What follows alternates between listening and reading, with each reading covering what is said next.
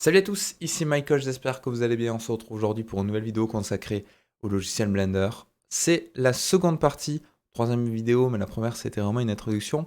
Donc on va dire seconde vraie vidéo sur la mini formation consacrée à Bagapine Modifier. Je rappelle que c'est un plugin qui est entièrement gratuit et qui propose énormément de choses. La dernière fois, on avait vu l'outil Scatter qui permet de projeter un objet sur une surface. On va faire ça très rapidement à nouveau parce qu'on en a besoin pour cette vidéo. Aujourd'hui, on va voir le weight painting pour définir les zones où on veut rajouter ou enlever des assets, également le point effector pour faire en sorte qu'autour des objets, on peut enlever certaines projections. Très pratique pour faire par exemple un arbre autour duquel on ne veut pas d'herbe, un rocher autour duquel on ne veut pas d'herbe, ou au contraire on veut uniquement de l'herbe autour. On peut faire plein de choses à partir de cet outil-là. Donc je vais juste rajouter un plan, augmenter un petit peu son échelle, CTRL A, Scale, importer avec BugAPI Asset de l'herbe, import. Donc ça peut être un objet que vous allez modéliser par exemple. Je sélectionne en premier cet asset, en second la surface avec Shift, J, Scatter. Donc si vous avez des questions sur ça, je vous conseille de regarder la vidéo précédente qui traitait de tous les paramétrages qu'on a ici et qui pourrait être assez intéressant en fonction de ce que vous voulez faire. Alors pour les besoins de la vidéo, je vais réduire un petit peu ça, voilà, tac. Comme ça, je peux mettre un petit peu plus de particules. Et là, je vais baisser la distance min, voilà, pour avoir par exemple quelque chose qui ressemble à ceci. Faudrait pas que ça rame sur la vidéo, donc là ça a l'air bon. Et ça me permet de vous montrer un petit peu comment ça fonctionne. Donc imaginons que j'ai une herbe relativement dense et que je souhaite tracer un chemin au milieu. Comment je peux faire? On va utiliser le weight painting. On va pas utiliser le weight painting de base de Blender. C'est un raccourci qui va se faire automatiquement quand je vais créer ici un paint. Alors on a deux touches. On a quelque chose pour switcher en mode uniquement surface. Et là c'est pour afficher ce qu'on a dessus. Donc si je fais paint, voilà ce qu'on a. Pas grand chose. Pas grand chose de base. Et si je clique et que je peins, rien ne se passe. Je peux inverser le paint. Si je clique, rien ne se passe. Pourquoi? Parce que j'ai pas suffisamment de densité sur mon objet, c'est ce qui est écrit juste ici. Tips. Paint resolution depends on your surface resolution. C'est-à-dire que la résolution de votre peinture, de votre weight painting, va dépendre de la résolution de la surface. If necessary, subdivide the surface. Si nécessaire, subdiviser la surface. C'est exactement ce qu'on va faire. Parce que là, si je passe en mode objet, édition, pardon, avec tab, regardez ce que j'ai. Un plan, sans subdivision. Je vais faire des clics droits subdivide, et là, ça va me rajouter des faces. Alors, la question qui revient souvent, c'est quand est-ce que je dois m'arrêter de subdiviser? Mais ça dépend de ce que vous voulez faire. Plus vous allez avoir de subdivision, et plus votre peinture va être précise, mais plus ça va demander de ressources à Blender. Pourquoi votre peinture va être précise si vous avez des subdivisions? Parce que là, on ne va pas peindre sur une texture. Une texture est totalement indépendante de votre topo. Ça va dépendre de la résolution de votre texture. Ça, c'est du texture painting. Là, ce qu'on fait, c'est du weight painting. C'est-à-dire qu'on va assigner à chaque point un poids allant de 0 à 1. Donc, plus je vais avoir de subdivision, plus je vais avoir de points, et donc plus je vais avoir de définition pour peindre. C'est aussi simple que ça. Donc là, je pense qu'on est relativement bon en termes de densité de points sur ma surface. Donc si je reclique sur Paint, voilà ce que j'ai. Et maintenant, si je clique, rien ne se passe. Pourquoi? Parce que je suis en Add Particles et que j'ai déjà des particules de partout. Tout est à rouge, donc tout est à 1. Si je fais un Invert Paint, tout est à 0, donc plus aucune particule. Et si je passe en Add Particles et que je clique, vous voyez que ça va me rajouter des particules. Donc ça dépend vraiment de ce que vous voulez faire. Pareil, et là, il y a deux stratégies. Moi, généralement, ça dépend, hein, mais si je veux tracer un chemin, ce que je ferais, c'est que je fais un Remove Particles, et là, en sélectionnant, ça va m'enlever les particules là où je peins.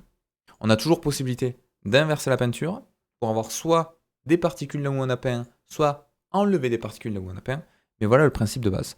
Donc je peux dessiner mon chemin, je peux faire en sorte qu'il se sépare en deux ici, voilà. Je vais même faire en sorte que sur le côté, là on a des sortes d'avancées, un peu comme ça, un petit peu aléatoire, comme si mon chemin était pas forcément régulier.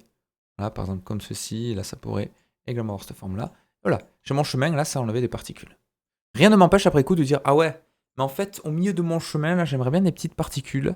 Donc je peux passer en Add Particles, F permet de réduire le rayon, et là je peux rajouter des particules un petit peu ici.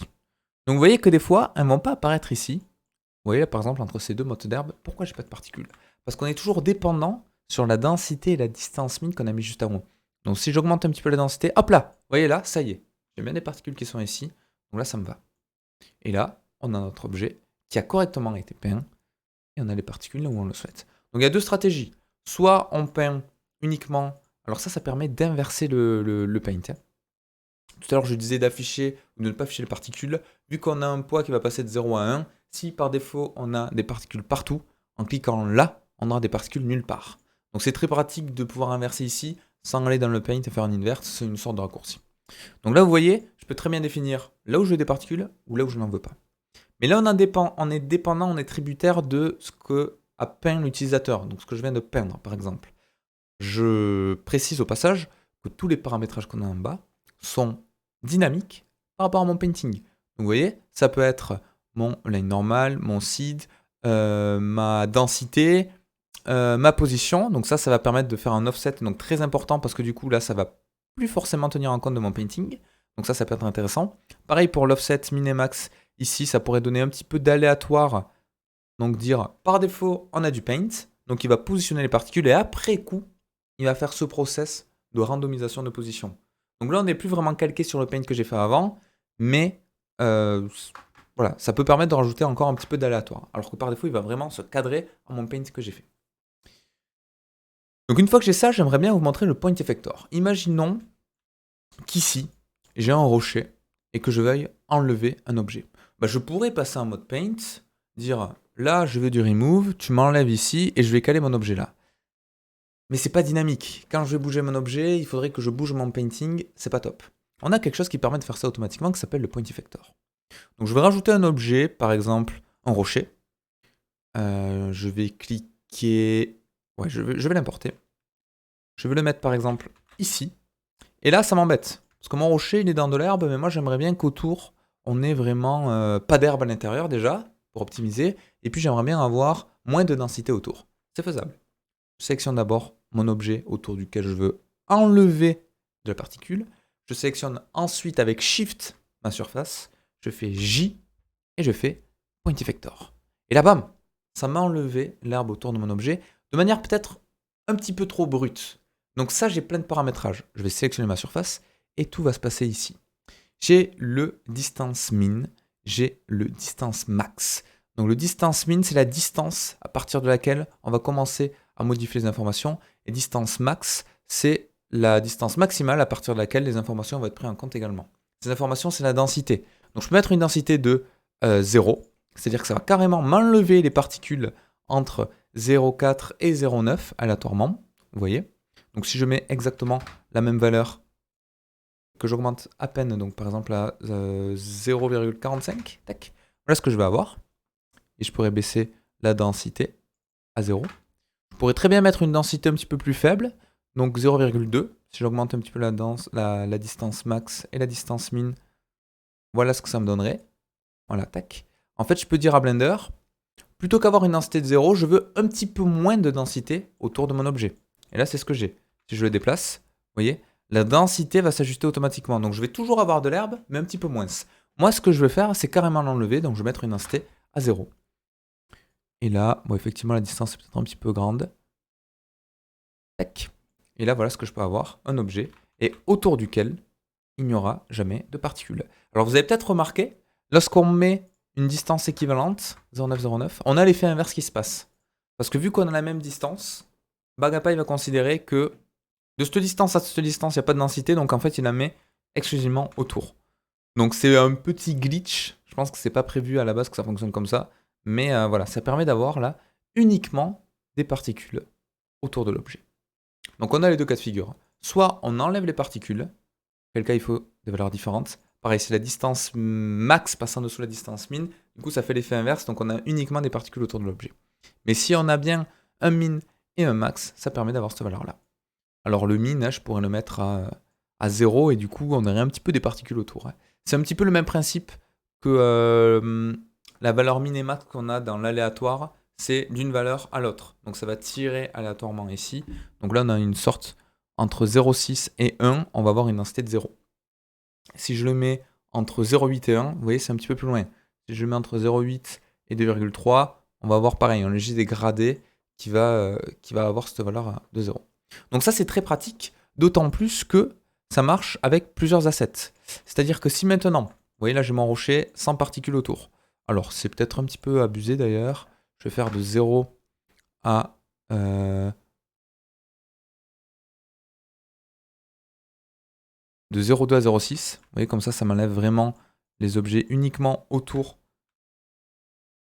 de mon rocher sans avoir beaucoup d'influence sur le reste de ma surface.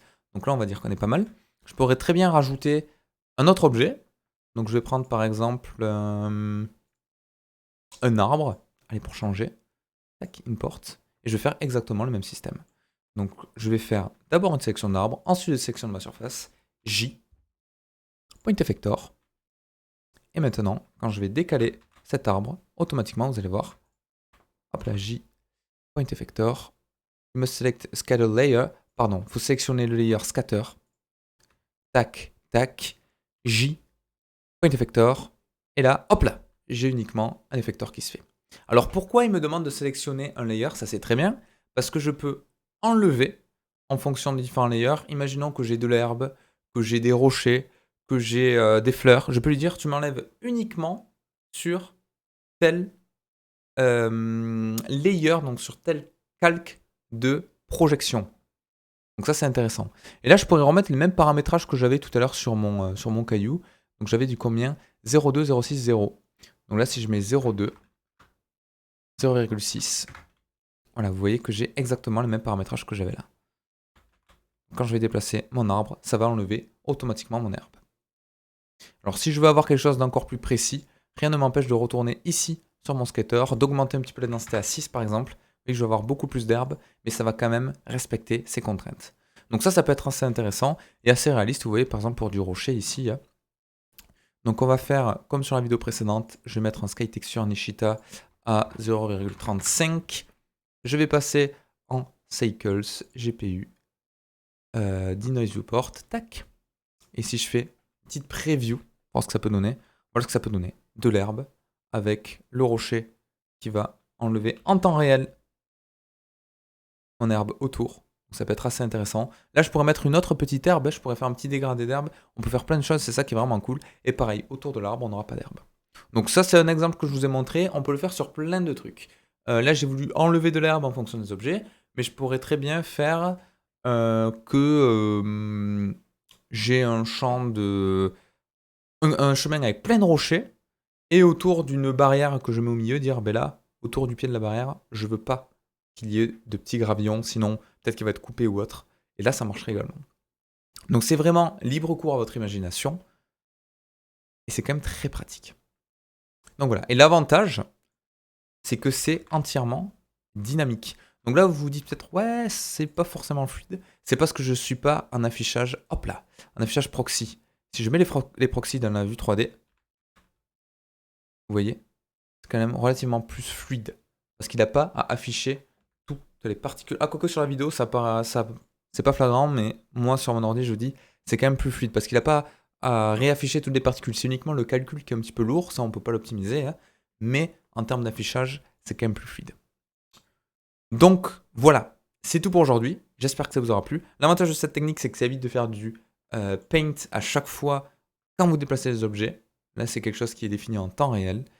J'espère que vous avez appris des choses, que vous allez faire plein de petites créations avec ça. Et je vous dis à la prochaine pour la suite de PagaPy Modifier. Ciao!